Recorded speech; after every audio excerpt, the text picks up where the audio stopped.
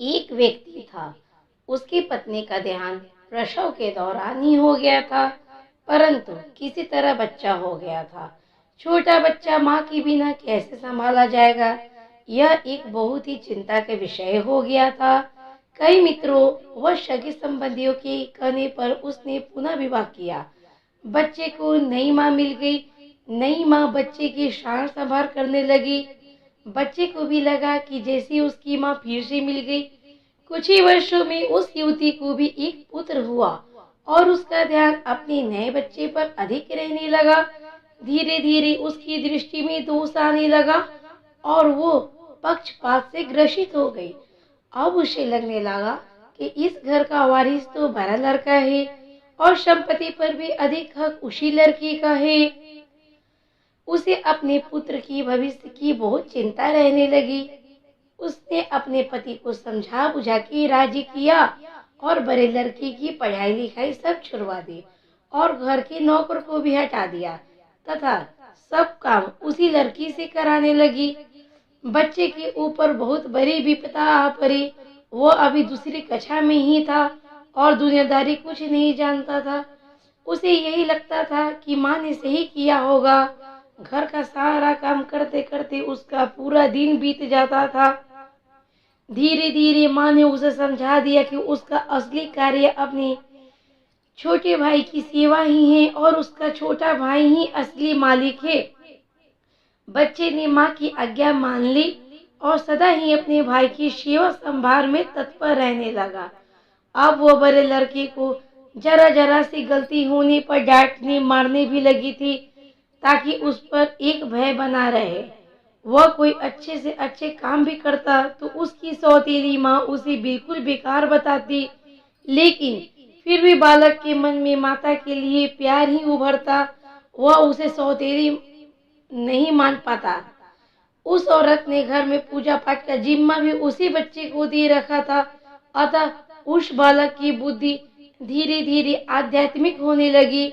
जैसे जैसे वो बड़ा होने लगा उसे सच्चाई समझ में आने लगी, लेकिन वो अपना सब दुख भगवान से ही कहकर संतोष कर लेता था और उसका सारा दुख समाप्त हो जाता था। पिता से वो बहुत प्रीति करता था और जानता था कि पिता उसकी स्थिति से बहुत दुखी रहते हैं, लेकिन वो उनसे हमेशा माँ की बड़ाई ही करता था। दोस्तों, आगे की कहानी सुनने से पहले कृपया एक रिक्वेस्ट है, प्लीज मेरे चैनल को सब्सक्राइब कर लीजिए प्लीज। पिता का होना ही उसके लिए बहुत था, परंतु उसके पिता भी एक बीमारी में चल बसे और वो बिल्कुल अकेला हो गया। बस भगवान ही उसके रह गए। समय बीतने लगा और दोनों बच्चे बड़े हो गए। अब घर का सारा अधिकार सौतेली माँ के हाथ में था। योजना के अनुसार बड़े बच्चे की शादी उस औरत ने बहुत ही गरीब घर में वह अनपढ़ औरत से करी तथा अपने पुत्र की बहुत बड़े घर में और पढ़ी लिखी युवती से की। उसने बड़े लड़के को नौकरी वाले घर में से एक घर दे दिया और उसने की पत्नी को भी बता दिया कि उसका असली कार्य मालकिन यानी छोटी बहू की सेवा करना ही है। छोटे लड़के के लिए उसने बहुत बड़ा भवन बनवाया था और स्वयं उसी में उन्हीं के साथ निवास करने लगी। बड़ा लड़का खुशी से अपना जीवन व्यतीत करने लगा और पत्नी के साथ माँ व छोटे भाई के परिवार की सेवा करने लगा। छोटे लड़के की स्त्री को उसकी माँ बहुत अखरती थी। उसे लगता था कि मालकिन उसे होना चाहिए। अब सास भी बीमार भी रहती थी और साथ में रहने का कारण रात बिरात सेवा उस छोटी बहू को ही करनी पड़ती थी, जो उसे बिल्कुल नापसंद था। एक दिन पता चला कि सास को छूत की बीमारी हो गई है।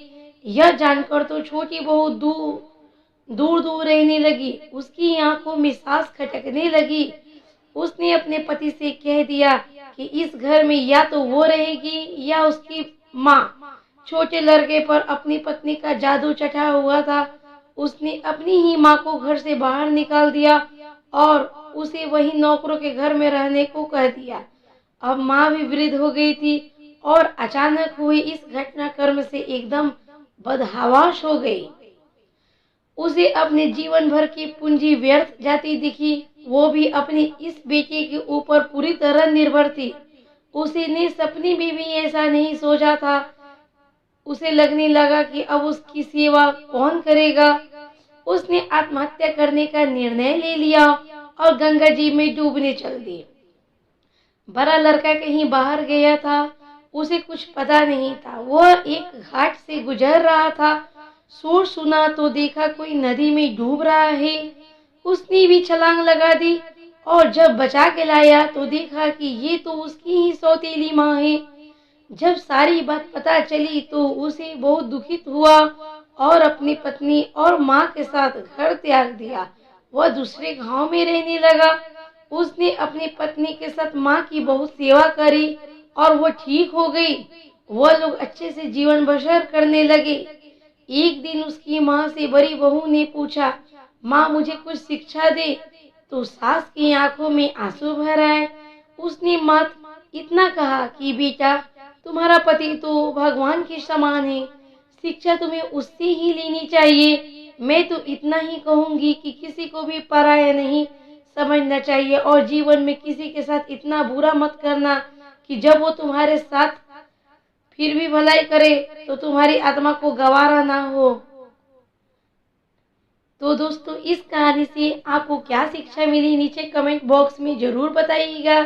पसंद आई हो तो कृपया लाइक शेयर सब्सक्राइब और कमेंट जरूर कीजिए।